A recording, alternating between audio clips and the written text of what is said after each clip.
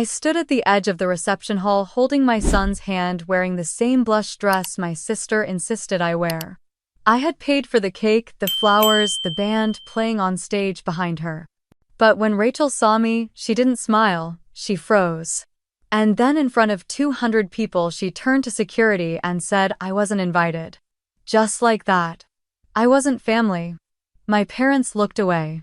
My brother fiddled with his cufflinks. No one said a word.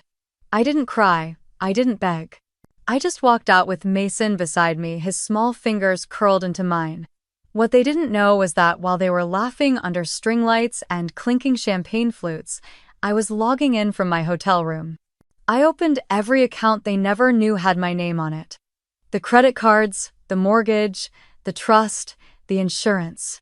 I had built the walls they lived in, and I was done keeping them warm. That night they lost me.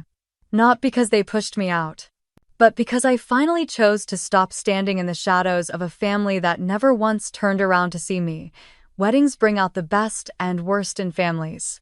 At least that's what I told myself as I folded Mason's tiny khakis and collared shirt into our suitcase. My sister Rachel was getting married in Savannah next weekend, and despite everything I was going, I always showed up. Even when they didn't want me there.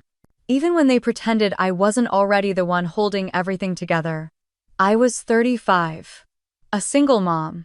A business owner. But to my family, I was still the quiet one who had messed up early and never quite caught up. Rachel, on the other hand, was the golden child. At 37, she was polished, poised, and perfect. According to my mother, Rachel had a gift for planning things, for being gracious, for making everyone feel welcome. I snorted softly to myself. I'd read the group email she sent to family last week. No +1s unless they were engaged or legally partnered. No kids at the ceremony. And guests should wear muted tones so as not to detract from the theme. When I replied asking if Mason could come just to the reception, she never wrote back. Instead, Haley, my sister-in-law, texted me a passive little note saying Rachel was already overwhelmed with details and I should just make it easy on her. Right. Rachel didn't want me there. That much had been clear since she got engaged. Every message I got felt like a reminder that I wasn't part of the real family club. I was the footnote. The girl who had a baby out of wedlock. The sister who lived in Austin, ran some arts and crafts business, and didn't post curated Instagram photos of wine nights and yoga poses. They didn't know that Clay & Coast, the digital marketplace I built from scratch, had crossed 8 figures in revenue last year. They didn't know that I'd paid off my parents' mortgage under a fake church donor program, or that I was the reason Ethan, my older brother, got to walk out of law school debt-free. I didn't tell them because they never asked. And because I was tired of performing. This wedding, though, it tested me. Back in February, I got a call from the venue's finance coordinator. She said they were having issues verifying the original sponsor's payment method and the planning timeline was tight. I asked for details, and when I saw the numbers and how behind Rachel was, I made a decision. I didn't want to see my parents embarrassed. So, I had my attorney set up a shell LLC to quietly fund the rest of the wedding. Rachel never knew. She thought a local donor came through the nonprofit she once interned for. I thought maybe, just maybe, doing that would smooth things over. That she'd feel some kind of gratitude, even if she didn't know it was me. It didn't. A week later, she sent me a PDF of the dress code and suggested I choose something dusty, rose or beige if possible, so I wouldn't stand out in pictures. Mason wasn't even mentioned. I zipped the suitcase shut and took a breath. Mason was in the living room curled up on the rug with his sketch pad and a set of markers. He looked up when he heard me. "Are we going to the wedding, Mom?" I said, kneeling beside him. "Just for the weekend. Then we'll come home and do something way more fun." "Will I get cake?" I smiled. "Maybe. If your aunt doesn't freak out about you breathing on the dessert table." He laughed and went back to his drawing. Later that night, after he went to bed, I opened my laptop to check on a few vendor payments for Clay & Coast. I'd been coordinating with our fabric partners in Oregon for a new holiday launch, but a new email notification stopped me cold. It was from the catering company handling Rachel's wedding. The subject line read "Final invoice reminder, unpaid balance remaining." I clicked. The invoice was for $47,000. Final headcount. Upscale custom menu. Service gratuity.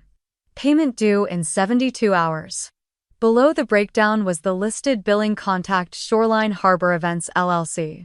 My LLC. The one Carmen helped me form last year when I started investing quietly into events and real estate. I scrolled through the payment history. The previous deposits all paid on time. By me. This last payment, though, it hadn't gone through. The automatic draft had bounced back because I'd forgotten to approve it manually this time. My stomach twisted. I hadn't meant to forget. I'd just been busy planning new partnerships, juggling Mason's summer camp schedule. But now, sitting in the quiet glow of my kitchen lights, I stared at the screen and realized something strange. I wasn't in a rush to fix it. Rachel had spent months acting like this wedding was her victory lap. She'd made it seem like every detail had come from her perfect sense of taste and her carefully balanced credit score. No one knew she hadn't paid for a thing since March. And suddenly I wasn't sure I wanted to be invisible anymore. I closed the laptop slowly and looked around my little home in Austin. It wasn't grand, but it was real. Everything in it was mine. Every picture on the wall, every piece of furniture I refinished with my own hands, and the boy sleeping in the next room, he was mine too. He was watching me, learning from how I handled every small silence and every loud dismissal. The wedding could go on without me. But the truth had waited long enough. I stood up, poured the rest of my tea into the sink, and turned off the kitchen light. The email was still open on my screen when I walked away. The balance was still unpaid. The name on the account still mine, and for now I was leaving it exactly that way. The next morning I woke up earlier than usual. Mason was still asleep, his legs tangled in his dinosaur sheets, one arm flung over his stuffed octopus. I let him sleep while I packed the last of our things. The Georgia air was going to be sticky this time of year, but Rachel's wedding itinerary included an outdoor cocktail hour, a photo session at the historic fountain, and a seated dinner in some garden venue that probably cost more than my first apartment. I folded Mason's khakis and his tiny navy blazer, carefully placing them between his t-shirts and socks. I knew there was a good chance he wouldn't even wear the formal stuff. Rachel didn't want kids at the ceremony anyway, only at the reception, and even that felt like a reluctant concession. As I zipped up the suitcase, I paused to look at the side pouch. Tucked inside was the dusty rose dress I bought on sale, the exact shade Rachel requested. I hated the color.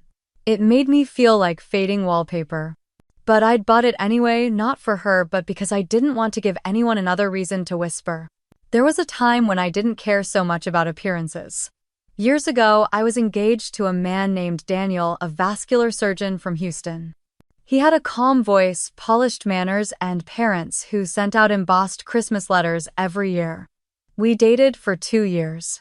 He proposed at a vineyard in Fredericksburg in front of our families. Everyone clapped. My mother cried. Rachel said I finally did something respectable. But 6 months before the wedding, I called it off. I was already 2 months pregnant. I never told him. I never told anyone right away. I just knew I couldn't marry someone who didn't actually know me. Daniel liked the version of me who dressed conservatively and laughed at his father's stories. He liked the girl who agreed to cancel her art exhibit so she wouldn't miss his cousin's engagement dinner. But that wasn't me. The night I ended it, he asked if there was someone else. I said no. The truth was more complicated. I was someone else. And I wanted to live a life that felt like mine. When I told my parents the wedding was off, my mother looked at me like I'd killed something sacred. My dad didn't speak to me for 3 weeks. Rachel told people I had lost it under pressure. That was the start of my permanent reputation in the family, the unstable one. The disappointment. But I didn't regret it. Because a few months later, Mason came into my life. And while the world looked at me like I'd taken a detour, I knew I'd found my direction. In those early days, I worked nights assembling websites for local artists. I taught myself coding from YouTube videos and typed with one hand while nursing Mason with the other. My apartment was small, but it was ours. That was where Clay and Coast was born. First as a gallery site, then as a marketplace, then as something bigger than I'd ever imagined. No one in my family knew the details. They still called it your little Etsy thing. A ping from my phone pulled me back to the present. It was a reminder about our flight tomorrow morning. I clicked over to my inbox and there it was again blinking at the top of the screen. Final invoice reminder. Unpaid balance remaining. I stared at it for a moment. The last $47,000. The catering company was still waiting. 3 days until the wedding. If I didn't pay, it would be a mess. People would notice. My parents would panic. Rachel would explode. I didn't owe them anything. Not anymore. Still, I found myself opening my banking app. Mason walked into the kitchen rubbing his eyes, his hair pointing in every direction. "Hey buddy," I said, trying to sound lighter than I felt. "Are we going to the airport today?" "Tomorrow," I said. "Today we finish packing. Want waffles?" He nodded sleepily and curled up on the bar stool. I started the waffle maker and waited as the batter sizzled, the scent rising with the steam. When breakfast was done, Mason ate like he hadn't seen food in days, and I watched him wondering what he would remember from all of this. Would he remember the trip as a family gathering or as the day his mother finally let go? Once he ran off to draw spaceships, I went back to my laptop. I opened the invoice. My cursor hovered over the Pay Now button. I didn't want to do it, but I knew what would happen if I didn't. The scandal would fall on my parents, not on Rachel. They'd cover for her. They always did. But it would hurt them. And even if I was done being their silent savior, I wasn't ready to humiliate them. Not yet. I sighed and clicked. I confirmed the transfer from Shoreline Harbor Events, the shell company Carmen had set up for me 2 years ago. $25,000. The last of it. The balance was now zero. The wedding would go on without a hitch. The guests would eat, the speeches would flow, the cake would be served. And no one would know that the entire thing had been propped up by the woman no one wanted in the pictures. As the confirmation email arrived, I closed my laptop and leaned back in my chair. The kitchen was quiet. Peaceful. The kind of peace that comes when you've done something that costs you but still feels like a choice. It wasn't about Rachel anymore. It wasn't about my parents. It was about control. They had made me feel small for years. But my name was on the contract. My signature made the celebration happen. They didn't need to know. But I would never forget. Savannah was humid in that particular way that clung to your skin and reminded you that every layer of clothing was one too many. Mason and I arrived at the estate late Friday afternoon, the day before the wedding, after a long connecting flight and a rental car that smelled like lemon air freshener and stale coffee. The venue was a historic white-columned mansion wrapped in vines and trimmed hedges, sitting smugly under the Georgia sun like it had been waiting to host something important. There were white folding chairs arranged in perfect rows on the lawn, signs pointing guests toward the ceremony arbor, and a small team of staff unloading floral arrangements from a white van. Hydrangeas. Everywhere. Mason gripped my hand tightly as we walked toward the entrance. "Do you think Aunt Rachel will say hi to me?" I squeezed his fingers gently. "We'll see, honey." Inside, the lobby smelled like peonies and wood polish. A woman in a headset and clipboard barely glanced at us before checking her list. When I gave her my name, her eyes scanned down and stopped. "Yes, you're here. Table 16 for the welcome dinner. But just so you're aware, children are not listed for the seated ceremony tomorrow." I smiled, trying not to show the flicker of irritation. "We'll only be at the dinner tonight." She nodded, already moving on. Haley spotted us near the reception area and came over in her peach floral dress, one arm already holding her phone up like she was waiting for the right moment to go live again. Her face broke into a bright, calculated smile. "Avery, wow, I didn't think you'd make it this early. Isn't this place amazing?" I looked around at the high ceilings and polished floors. I paid for the central chandelier in the entryway even though no one knew it. "It's beautiful," I said simply. "And this little guy, oh my gosh, Mason, look at you. So handsome." Mason mumbled a shy hello, hiding slightly behind my arm. Haley bent down slightly, then turned her body just enough so the light hit her cheekbones. I knew the pose. She was about to hit record. "Well, let me get Rachel. She's been running around like crazy. I'm sure she'll want to see you." I doubted that very much. Haley disappeared down the hall, heels clicking on the marble. I took a deep breath and led Mason toward the welcome table where place cards had been arranged alphabetically. I found mine small white printed in thin cursive. Avery Collins. Table 16, back corner. The seating chart was displayed on an easel and it was easy to spot the pattern. Immediate family up front, close friends in the middle. And then way in the back a row of tables near the catering entrance. My name. Tucked neatly among second cousins and plus ones. I didn't say a word. Later that evening as the welcome dinner began, Mason and I sat at our table while servers brought out tiny plates of what looked like hand-twisted pasta and deconstructed caprese salad. The other guests at our table included a man who worked with the groom and a woman named Denise who had a toy poodle in her purse. Mason quietly unwrapped a small pack of cookies I brought from home. He was doing his best. He always did. And I could see the effort in his posture, the way he tried to sit up straight and use his napkin like I taught him. Across the room, Rachel floated between tables laughing loudly, hugging people she hadn't seen in years. Her blonde hair was pinned up, a halo of baby's breath tucked into the curls. She looked exactly how I expected. Perfect, unbothered. Until Mason knocked over his water. It was a small glass. Just a few ounces. But it tipped sideways onto the white tablecloth, splashing over his cookies and the edge of the plate. I reached to grab it, dabbing quickly with my napkin. "It's okay," I whispered to him. "Accidents happen." Rachel's voice cut through the music. "What happened?" She was already walking toward us, her expression tight, smile frozen. I stood up. "It was nothing. Just a little spill."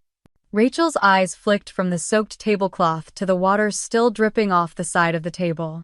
Then to Mason, who was now hiding his face. "This is exactly why I didn't want kids at this event," she said loud enough for 3 nearby tables to turn and look. "No offense, Avery, but this is the kind of distraction we've been trying to avoid." My cheeks burned, but I kept my voice even. "He's 7. He spilled a glass of water. That's all." She tilted her head, tone sugary now. "I think it's best if you go. Tonight's supposed to be seamless. You're not even staying for the ceremony, right? People were watching." I picked up Mason's jacket and my purse. "We'll go." Rachel wasn't done. As I turned to walk away, she raised her voice. "Actually, you know what? Let's make this simple. You're not on the guest list tomorrow anyway. You're not welcome." "Security." She didn't shout it. She didn't have to. One of the staff members looked toward her, then toward me. The silence in the room was deafening. No one moved. No one spoke. Not Ethan. Not Haley. Not my parents. They just sat there. Mason clung to my side, confused and embarrassed. I stood there for one more breath, then nodded at the staff member. "It's fine, we're leaving." I didn't look back.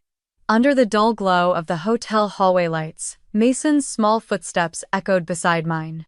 He didn't speak, neither did I. His hand was warm and sticky in mine, and I could feel how hard he was trying to stay brave.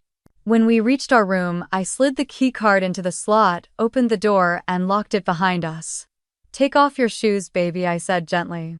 He nodded and slipped them off without a word, then crawled onto the bed with his stuffed octopus and pulled the blanket up over his head. I stood in the center of the room, keys still in my hand, staring at nothing. My ears were still ringing from Rachel's voice. Not on the guest list. Not welcome. Security. Words that felt like they were still floating in the air around me, refusing to settle. I slowly placed my purse on the desk, kicked off my heels, and sat on the edge of the other bed.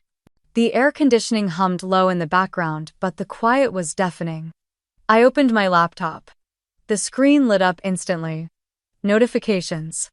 Emails. One from the event planner, one from the venue. One from Shoreline Harbor Events. My shell company. All confirming the timelines. The catering setup was scheduled for 2:30 p.m. tomorrow. Ceremony at 4. Dinner at 6:30 sharp. Paid in full. Everything smooth. Everything seamless. Everything built on my silence. I scrolled through the transactions. I had tried to forget the breakdowns. But there they were, listed line by line. $6,000 for florals, $9,000 for venue coordination, $11,000 for rentals, $4,000 for live music, $2,000 for valet, and the largest $47,000 for the full-course dinner and reception. I had written every check so my parents could save face. So Rachel could pretend her influencer lifestyle came with an actual income. So no one would ask why the groom's family had funded the rehearsal dinner but not the rest. I told myself it was for Mason, for the image of a family he deserved to believe in. But the truth was uglier. I had done it out of habit, out of guilt, out of a deeply ingrained reflex to clean up after everyone else. I stared at the numbers again, fingers resting on the trackpad. The $47,000 was scheduled to be charged at 9 a.m. tomorrow. The final payment. The last thread keeping this illusion together. Rachel had told me to leave. Publicly. In front of 200 people. My father had looked away. My mother had pretended to sip her wine. No one spoke up. Not a single hand reached for mine as Mason and I were walked out like strangers. I clicked open a new tab and pulled up the contact form for the event catering team. I didn't draft the message immediately. I sat with the weight of the decision. The decision to let them taste for once the consequences of forgetting who held the power. I typed slowly. To events at Piedmont Catering. Calm subject. Urgent request to halt payment. Dear Julia. Please be advised that the final payment scheduled under Shoreline Harbor Events for Saturday's reception is no longer authorized. Do not proceed with the 9 a.m. charge. I understand this is short notice, but due to unforeseen circumstances, our partnership with the Collins wedding has been terminated. Thank you for your understanding. AC. I read it twice. Then hit send. It felt like exhaling for the first time in years. The truth was I didn't owe them a clean exit. Not after tonight, not after being erased in the middle of a room I paid for. Let them scramble, let them taste a fraction of the panic I'd been swallowing for years. I closed the laptop and sat in silence. Mason's breathing was steady under the covers. I got up quietly, pulled a bottle of water from the mini fridge and stepped out onto the tiny balcony. The city was quiet this late. I could see the distant glow of streetlights and the silhouette of moss-draped trees. The cool air hit my skin and I realized I wasn't angry anymore. Not really. I was done. Quietly, completely done. No announcement. No scene. Just one silent decision that would echo far louder than any of their words ever had. I didn't sleep that night. Not really. I laid beside Mason, listening to the soft rhythm of his breath and staring at the ceiling of our quiet hotel room while memories I had locked away started knocking again. They always came back this time of year. Thanksgiving. Christmas. Mother's Day. All the days families were supposed to gather, laugh, remember they belonged to each other. Every year I bought my own gifts, wrapped them too. One year I even scribbled Mason's name on the tag so it felt like someone thought of me.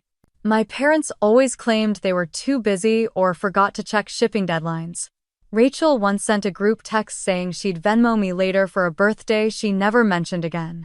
And yet I made sure the table was full, the lights were hung, and no one ever had to ask where the money came from. I thought I was holding the family together. But really I was just patching over the cracks they refused to see. 3 years ago Rachel asked to borrow my name. That's how she phrased it. I need to get a line of credit for a side project. It's nothing big. You know how banks get weird when it's your first LLC. Can you just co-sign? It was more than that. She needed my name and my credit score. What she really needed was Clay and Coast's silent weight behind her to convince a bank in Nashville that she had backing. I let her. I didn't ask questions. I told myself I was helping her grow, that she just needed a little push. 2 months later, the business folded. A candle startup with overpriced branding and poor inventory control. She walked away unbothered. The bank came after the guarantor. Me. I paid off the remaining loan in full. $32,000. She never said thank you. She told her friends I had offered. That I believed in her. As if I had been begging to be involved. That was when I started documenting everything. Quietly. Every dollar, every loan. Every trust disbursement. I had a spreadsheet with tabs and dates and routing numbers. If they ever tried to rewrite the story, I would have the receipts. I opened my laptop again. The blue screen stung my eyes. It was still dark outside. I typed slowly, carefully, then attached the summary file I had created over the past year. To Carmen. Ayers at Ayers Legal Group. Subject immediate freeze on all family accounts. Hi Carmen. Please initiate a full review and freeze of the Collins Family Trust disbursements effective immediately. I'd like to revoke all automatic transfers and suspend access to the shared credit accounts listed in our previous documents. I also want to begin proceedings to dissolve the silent loan agreement with RC LLC. Let's discuss what needs to be done legally to protect future assets. Thank you. Avery. Carmen was my attorney but also someone who had watched this unravel slowly. She had once asked me why I kept giving so much. I never had an answer I believed in. I hit send and sat back. My fingers trembled slightly. That trust had been funding my parents' mortgage for 4 years. The shell company I set up paid my father's health insurance premiums, my mother's car lease, even their grocery deliveries through an automatic monthly transfer. They always made comments about being careful with money, living modestly. But they never once questioned why their bills seemed easier to cover than they should have been. Because I covered them. Rachel's college tuition. Paid. Ethan's small business seed fund. Paid. Their luxury beach rental last summer. Paid. None of it ever publicly credited to me. That was the condition I agreed to from the start. I wanted peace. I thought invisibility would buy me love. Or at least gratitude. Instead, it bought silence. Disrespect. Dismissal. I shut the laptop and walked to the window, pulling back the curtain just enough to watch the sunrise. A soft golden hue spread across the rooftops, warming the brick walls of Savannah.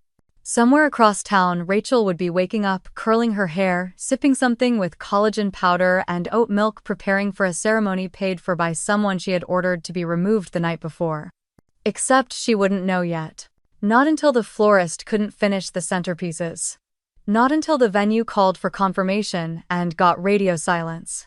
Not until the caterers didn't arrive. I imagined the moment she realized. And I felt nothing but calm. The air outside was cool and still as I stepped onto the balcony, barefoot, coffee cup in hand. Savannah's morning light was just starting to stretch across the rooftops, warm and golden, but there was a kind of silence in the sky that didn't match the chaos I knew was already brewing. I didn't need to guess what was happening at the venue. I knew the moment they opened their books, made their calls, and realized the biggest chunk of the bill hadn't gone through, the ripple would be instant. The first call came at 6:42 a.m. I saw Rachel's name flash on my screen, watched it vibrate across the nightstand once, twice, before it went still. Then again. 645. 649. 652. By the time the fourth call came, I was seated at the desk with my laptop open. I didn't touch the phone. The text started just before 7. Are you serious? Why are the florists gone? The caterer said you canceled. What is wrong with you? Fix this now or I swear to God. I didn't answer. I didn't need to. The silence spoke louder than anything I could have said. By 7:18, the group chat lit up. Mom, Dad, Ethan. All suddenly very aware of my existence now that the music had stopped playing and no one knew where the cake was. Avery, what is going on? This is your sister's big day. Did you touch the accounts? Tell me this is a mistake. Fix it now. Don't make this worse. Each message more frantic than the last, as if they were stacking bricks on a house that was already burning. I replied once. Just one sentence. You might want to ask the person who told me to leave. I turned the phone off and tucked it in a drawer. Mason stirred in bed behind me, rubbing his eyes as he sat up. You okay, bud? I asked softly. Yeah. You're making the sad face again, he said. I smiled, moved to sit beside him, and kissed the top of his head. Not sad, just done. He didn't ask what that meant. Just leaned into me, warm and drowsy, still safely tucked in the bubble I had built for him. After he went back to sleep, I returned to my desk. I logged into Shoreline Harbor's administrator dashboard. It was all there, laid out in neat columns and numbers. Every payment I had approved, every transfer that kept their lives floating, all hidden behind a company name no one ever cared to ask about. I clicked into the first tab: family credit accounts. Mom's card had a recent charge for a spa package, $487 at a boutique she pretended she couldn't afford when talking to her friends. Last month it was a trip to Orlando with her church group. The month before that, new furniture. I clicked suspend. Confirmed. Then Dad's transportation account. His SUV lease covered through a personal vehicle stipend I had arranged when his last investment project crashed. I reviewed the ledger, clicked terminate monthly transfer. Next, Ethan's fund. It had been disguised as a research grant. In reality, it paid for his rent, gaming setup, and occasional DoorDash splurges. I revoked access. Last was the health insurance policy. I had bundled them into a family coverage plan under my company's name, paying every premium for 6 years. Without it, they'd have to apply for independent coverage, and that would come with questions they wouldn't know how to answer. I removed their names, ended the coverage immediately. The screen blinked for a second before updating. All access removed. I leaned back in my chair. My fingers didn't tremble this time. It felt clean. No more invisible support. No more late-night bank transfers to fix someone else's chaos. No more hoping that if I gave enough, paid enough, loved enough, they might finally see me. I had seen enough of them. By 8 o'clock, the hotel phone rang. "Miss Collins," said the young man at the front desk. "There's a gentleman here. Says he's your father. Would like to speak with you. Tell him I'm unavailable. And please don't send anyone else up." "Of course, ma'am. He sounds upset." "I bet he does." I hung up and stared out the window again. The sky was blue, cloudless, wide.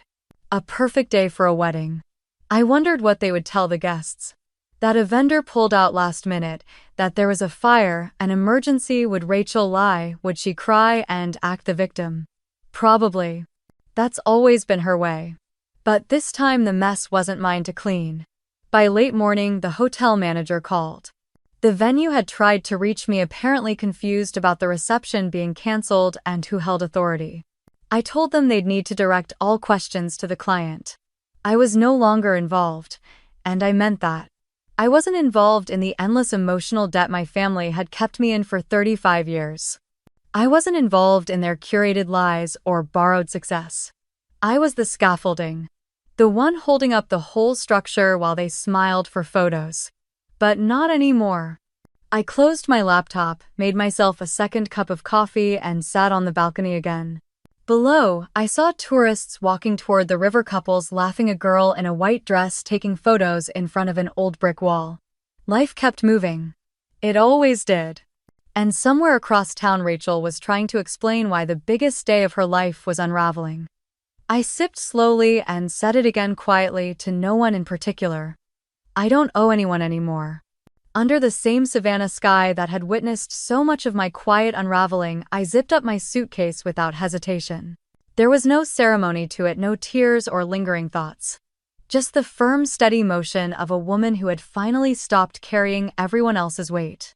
Mason helped fold his clothes, lining up his socks like he'd seen me do 100 times. "Are we going back home now?" he asked. "Yes," I said. "Back home, just you and me." The drive to the airport was silent except for the hum of the road beneath us. I didn't need music. I didn't need noise. For once the quiet felt earned. Like breathing room after years of holding it in. When we touched down in Austin, the city welcomed us with its familiar heat. Our apartment was just as we'd left it, neat, functional, untouched by drama.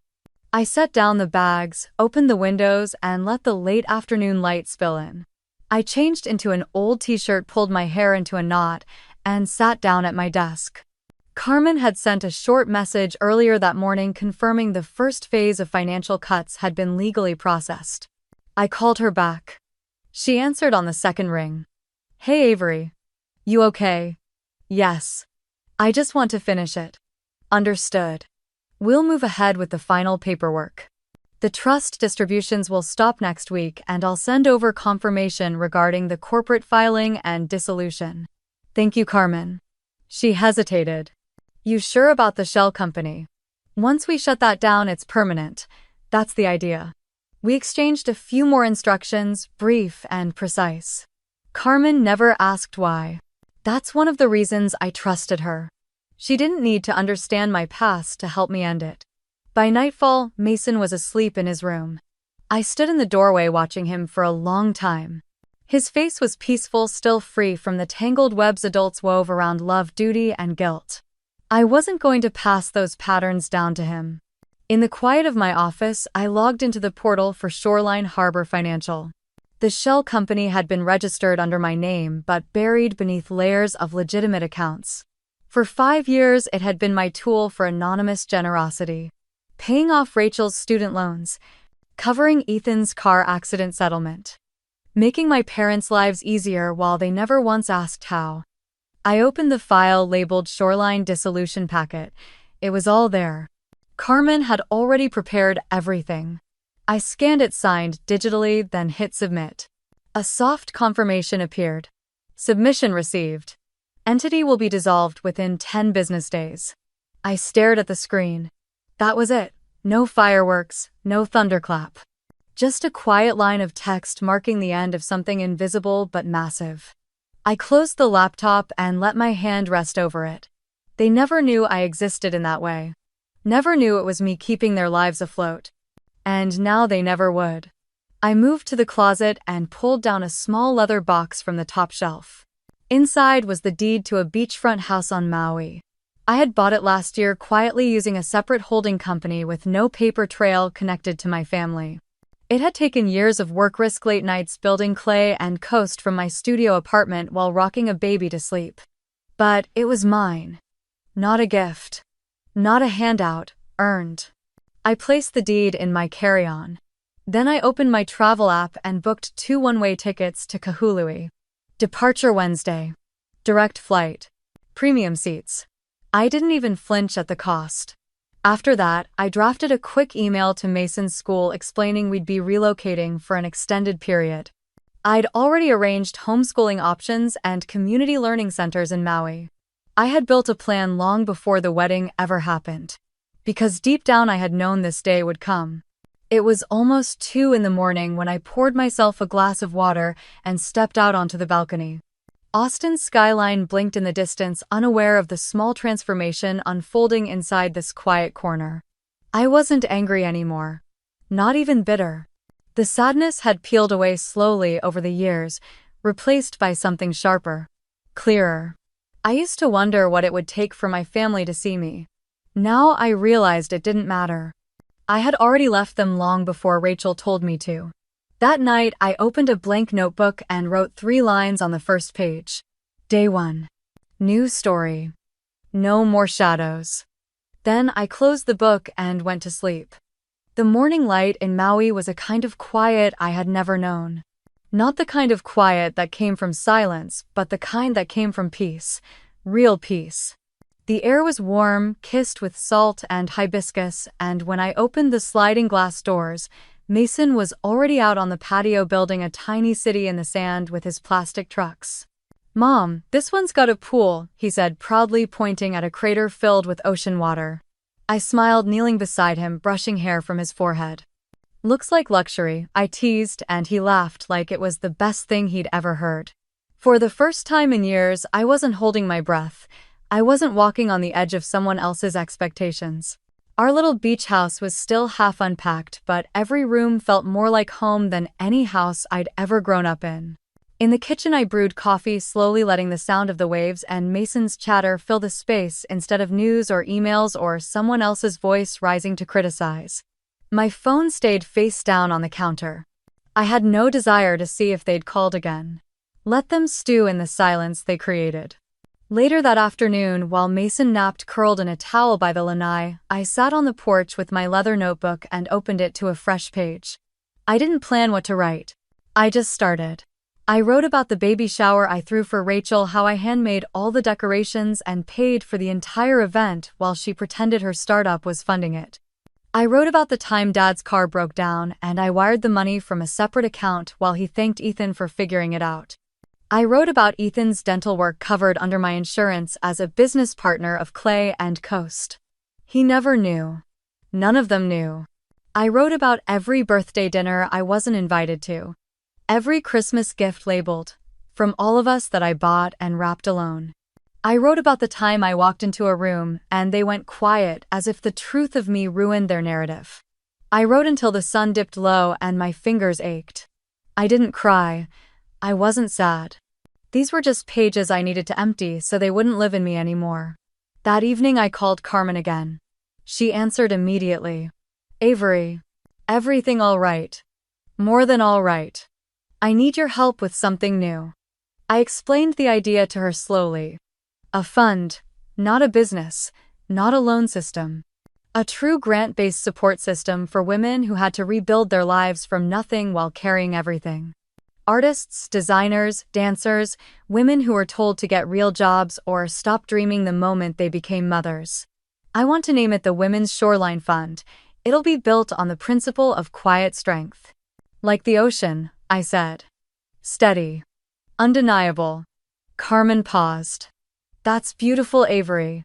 What's the mission to help single mothers create? Not survive, create. The world doesn't need another survival program. It needs belief in potential, not just pity. By the end of the call, she agreed to draw up the paperwork, and I promised to send the initial seed funding from my private account the next morning. 10% of Clay and Coast's quarterly profit.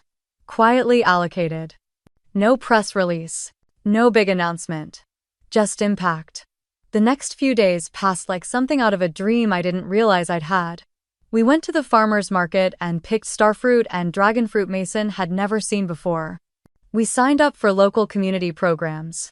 I met a sculptor named Maria who ran beachside art classes for kids and offered to enroll Mason for free after hearing our story. Except I didn't give her our story. Just the clean version. A move. A fresh start. A mother and son building a new life by the ocean. One night, as Mason slept in his new bunk bed and the surf whispered outside our window, I stood at the bathroom mirror and looked at myself like a stranger. The lines around my eyes weren't from age, they were from restraint, from holding in every word I'd never said. And now, without those words, my face looked softer. Not weak, just mine. I walked out onto the balcony in my robe, moonlight casting silver on the railing, and opened my notebook one last time that day. On the top of the next blank page, I wrote a sentence in all caps. I am not a shadow. And this time I believed it. The first headline came on a Tuesday. Local bride sued for breach of contract after lavish wedding collapse. It popped up on a Maui news aggregator app I hadn't even realized was still synced to my old feeds. There was Rachel mid-laugh in a photo taken weeks earlier standing next to a floral arch that I had paid for, but she never got to walk beneath. By Thursday, it was all over. The venue had filed suit for unpaid services. The catering company was also joining, demanding over $40,000. The article outlined how the contract had been signed by a third-party holding company which had since been dissolved. No one could reach the account holder. I sipped my coffee, slowly sitting barefoot on the porch, while Mason built another sand village nearby. My phone buzzed with more alerts, all tracing back to Savannah. Rachel's name was being dragged through local Facebook groups, the ones she used to moderate with her signature tone of faux kindness and subtle judgment. Now people were posting screenshots of payment confirmations, cancellation notices, gossip from servers who were let go mid-shift that night. One even said the groom's family had to pitch in to keep the bar open long enough for toasts. But the damage wasn't limited to her. Another headline read, Savannah nonprofit director investigated for misuse of funds. That was Ethan. Apparently someone flagged the large transfers he had been receiving monthly for nearly 2 years. Money routed through shell accounts labeled Legacy Consulting. One of them traced back to an entity now inactive. My entity. The IRS had opened a preliminary audit. Rachel was seen leaving their parents' house in tears. Then came the part I didn't expect. Mom lost her insurance. I don't know how the news reached me. Maybe Carmen saw it, maybe it came up in a news ticker, but it hit differently. Not because I felt guilty, but because she had been so sure I would always keep her safe. Her silence when Rachel threw me out had been louder than any scream. Still, part of me had once wanted her to step forward. But she hadn't. And now the lifeline she never thanked me for was gone. Despite everything falling apart, no one called me. Not Rachel. Not Ethan. Not even Dad. It wasn't that they respected my silence. It was that they had no idea where I was. And even if they did, I wasn't who they believed I was anymore. The version of me they used to lean on had evaporated the moment I hit delete on that shell company. That weekend, something shifted. An old friend sent me a screenshot of a post from Mrs. Joy Adams, our neighbor back in Charleston. She was in her 70s now, retired and still active online in a very southern, very no-nonsense way. Her post began simply, "I've stayed quiet long enough. Y'all need to know something about Avery Collins." She wrote about the time my mom was sick and didn't tell anyone. Avery's car was in their driveway every morning at 6 a.m. with fresh groceries and prescriptions. She wrote about the summer Ethan found the money to buy that vintage Mustang. How the check had Avery's handwriting on it when she accidentally dropped the envelope. She wrote about how Rachel's business only got off the ground because Avery co-signed the lease under a private LLC. And how Avery's name never appeared on anything public because she never wanted recognition. "That girl has more grace in her silence than most folks have in their entire lives," Joy wrote. "Y'all built an empire on her back and blamed her for standing too tall." The comments were explosive. I had no idea. She always seemed so quiet. Rachel said she never helped with anything. This is shocking. But it makes sense. I didn't comment. I didn't even react. I just sat there looking at my screen, feeling a strange combination of release and sorrow. It wasn't about revenge. It was about someone finally seeing me without me having to hold up a sign. That night, I walked down to the beach with Mason. He held my hand as we tiptoed into the tide. "Look," he said, pointing at the sky, "the moon's following us." "Maybe it is," I smiled, brushing his curls back. "Maybe it's making sure we're okay." We stood there quietly, ankle-deep in water, the moonlight silvering the waves around us. And for the first time, I wasn't watching the past burn behind me. I was watching my future come into view. The envelope sat on my kitchen counter like it didn't carry decades of silence. I hadn't seen that handwriting in years, but I knew it instantly. Slanted and elegant, every loop and line the same as on the birthday cards she used to leave blank inside because she didn't know what to write. The letter had been forwarded from my old Austin address. She had sent it to a P.O. box return, not their house, like she wasn't ready to be that vulnerable yet. I let it sit there for hours. I made Mason lunch. I watered the succulents on the lanai. I wiped down the counter twice, even though it was already clean. My fingers hovered above the envelope more than once, but I didn't touch it again until the house was quiet, the sun low, and the ocean soft and blue beyond the windows. I opened it with a butter knife. No drama. No ritual. Just curiosity, maybe a little fear. "Avery, I don't deserve a reply. I don't even expect one. I just needed to tell you I was wrong." I read those first lines 3 times before continuing. Her handwriting was neat, controlled, but I imagined her hands shaking just slightly as she wrote. "I've thought about what happened that day, what I did and didn't do. I've thought about the way you walked away and how no one followed. I let Rachel speak for all of us. And in doing that, I failed you. I didn't raise you to be invisible. But somehow I let you become that in your own family." There was no defense, no justification. No blame placed on Rachel or wedding stress or misunderstanding. Just acknowledgement. You were the steady one, the strong one, the one who never asked for credit but gave it anyway. I didn't see it until you were gone. I hope wherever you are you're safe, you're happy, and you're with people who see all that you are. I folded the letter slowly. My chest ached in a way I hadn't felt in months. Not the sting of rejection, not anger. Something more fragile. Something like being seen just a little too late. I didn't cry. I tucked the letter under a coaster and watched the steam rise from my mug of chamomile tea. The next morning my phone buzzed with a call from Ethan. I almost didn't answer. I stared at his name on the screen until the call nearly timed out. Then I pressed accept. "Hey," he said quietly. I waited. "I owe you an apology," he continued. "And probably a lot more than that." There was no bravado in his voice. No arrogance. Just a tired honesty. I'm working with auditors restructuring everything. I know it's a mess. I know I let it get there. You never once said anything, never asked for credit, but you kept the lights on in more ways than I knew how to admit. He took a breath. We grew up thinking asking for help was weakness. I realize now you weren't just helping. You were holding up the roof while we pretended to build the walls. I didn't respond right away. I just listened. I didn't promise anything. Didn't offer comfort. I let his words hang between us like they belonged to him, not me. Before we hung up, he added, "I hope you're okay." I mean that. I believed him. But I also knew that believing didn't mean inviting back in. Later that afternoon, my phone pinged again. This time it was Rachel. Just us. Can we talk 5 words? No punctuation, no context. Like nothing had ever happened, like I was just another contact on her list. I read the message once. Then I put the phone face down on the table. I didn't respond. It wasn't revenge. It wasn't silence for silence's sake. I had simply outgrown the version of myself who needed that conversation to feel whole. That evening, Mason sat cross-legged on the floor with his sketchpad tongue poking from the corner of his mouth as he colored in a crooked palm tree. His sun was purple, his ocean was yellow. He hummed a tune I didn't recognize, and I let it fill the room like a blessing. I watched him for a long time. His joy was so simple, so unburdened.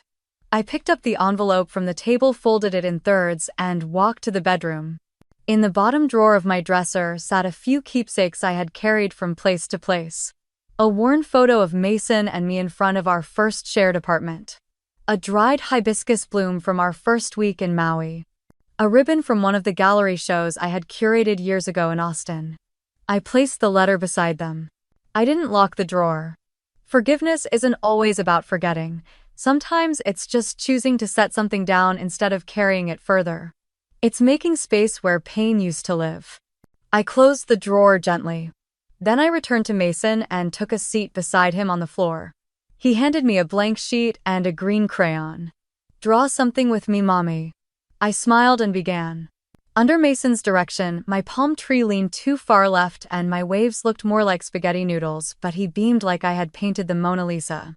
We taped our drawings on the sliding glass door and watched the sunlight filter through the crayon lines.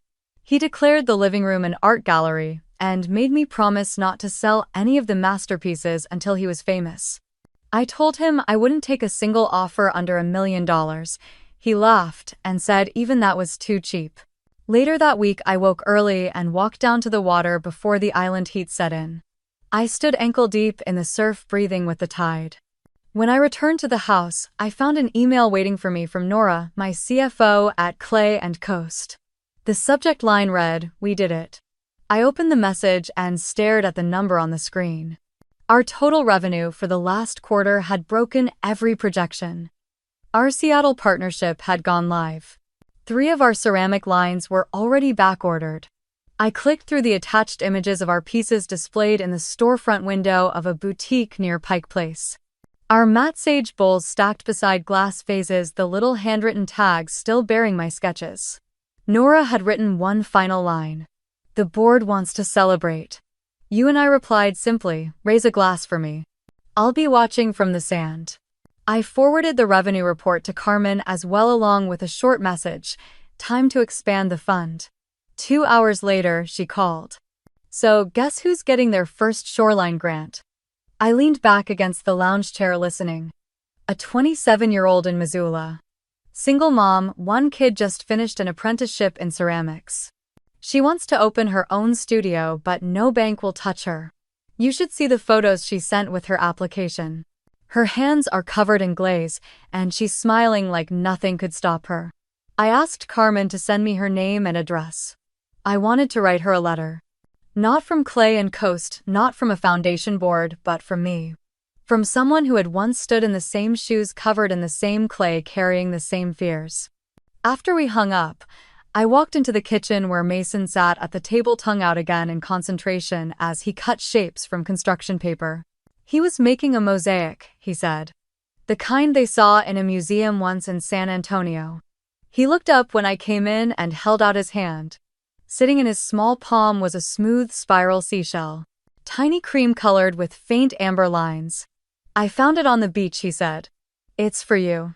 I turned it over in my hand. "Thank you, sweetheart." "It's special," he said. "It can be your logo." My logo. Yeah, so when people see it, they know it's you. They'll know you're the good guy. I looked at him and felt something inside me soften. I pressed the shell to my lips. "That's the best gift I've ever gotten." He beamed, then went back to his mosaic. I placed the shell on the shelf above my desk beside a small ceramic piece I had made years ago back when I still worked out of my apartment at night while Mason slept in the next room. A bowl imperfect, lopsided, but fired with care. It reminded me where I came from. The shell reminded me where I was going. That evening, I sat down and wrote the young woman in Montana. I told her I had once been a single mom with dreams and limited options. I told her about long nights and chipped nails and the quiet joy of pulling a piece from the kiln that finally came out right. I didn't tell her who I was. I didn't mention money or fame or the business. I just wrote to her as one woman to another, as one dreamer to one who dared. When I folded the letter and sealed the envelope, I placed a tiny copy of Mason's shell drawing inside. "Just in case you need a reminder," I wrote in the margin. Back on the lawn, Mason curled up beside me as the stars came out, the air warm and still. We watched the sky for shooting stars and made up names for constellations that didn't exist. He pointed out one that looked like a teacup, then a dragon, then a dog in sunglasses. "You're gonna be okay, Mommy," he said sleepily. I kissed his hair and whispered, "I already am." I tucked Mason into bed, kissed his forehead one more time, and walked out to the lanai with a mug of warm tea. The night air smelled like sea salt and plumeria. Waves kissed the sand just yards from my feet, a gentle hush rising and falling like breath. I sank into the cushioned chair beneath the porch light, wrapped the blanket around my legs, and let the quiet hold me. For a long time, I thought the day Rachel threw me out of her wedding would be the memory that hurt the most. I thought that moment would haunt me forever. But tonight, when I closed my eyes and saw it again, I didn't feel the sting. I didn't feel small. I felt free. It wasn't the end of my story. It was the moment I stopped asking for a seat at their table and built my own instead. They had written me out, quietly, gradually, as if I would never notice. But I had. And I had walked away. No screaming, no spectacle. Just steps taken one after another until I stood in a life I had made with my own hands. Clay and Coast had just signed a distribution deal with a major home goods brand. We were going national. We had hired 3 new artists last month. The grant fund had received its 8th application in 2 weeks. Carmen was already drafting a proposal to grow the nonprofit arm. Mason had started calling the house ours, not the rental or the beach house, just ours. He helped water the plants each morning. He built elaborate forts with driftwood and leaves. He had stopped asking about Grandma or Uncle Ethan or Aunt Rachel. They hadn't tried to call in weeks. Not since the last check bounced. Not since the invoices came due. Maybe they had finally understood that the pipeline had ended. Maybe not. It didn't matter anymore.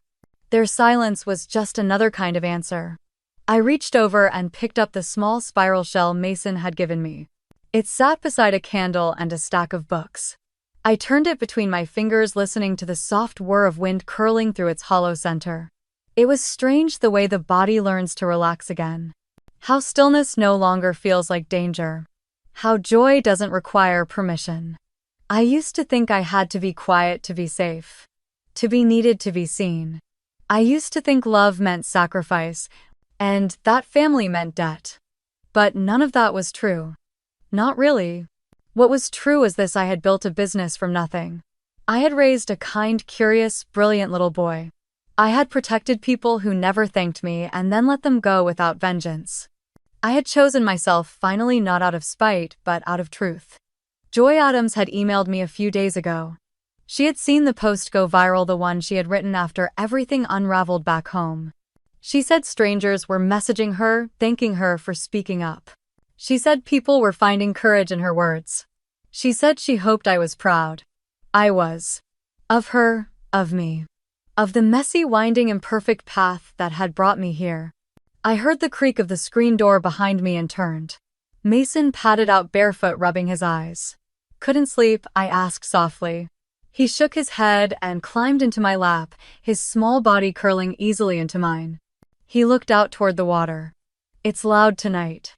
That's the tide pulling back, I said. Getting ready for tomorrow. He rested his head against my chest and closed his eyes again. I held him there, feeling the rise and fall of his breath. And mine. In the morning, we'd go to the farmer's market. He'd ask to buy fruit we wouldn't finish. I'd let him. We'd come home and I'd shape clay with my hands and write letters to women who hadn't been seen in years. We'd eat pancakes for dinner and fall asleep on the couch watching a movie neither of us would finish. I didn't need grand gestures anymore. I didn't need apologies wrapped in flowers or phone calls filled with excuses. I didn't need the family I was born into to understand the woman I had become. I just needed this. This moment. This peace. This love I had built from the ground up. Maybe you've been there too. Maybe you've stood quietly in the back of someone else's story hoping they'd turn and finally see you. Maybe you've waited for permission that never came, for gratitude that never arrived. Maybe you've given until there was nothing left but your name on a bill no one would claim. And maybe one day you walked away. If you did, tell me. Tell me what made you choose yourself. Tell me how it felt the first time the silence didn't hurt. Tell me what freedom tastes like in your life. Because I believe you're not alone. And neither am I.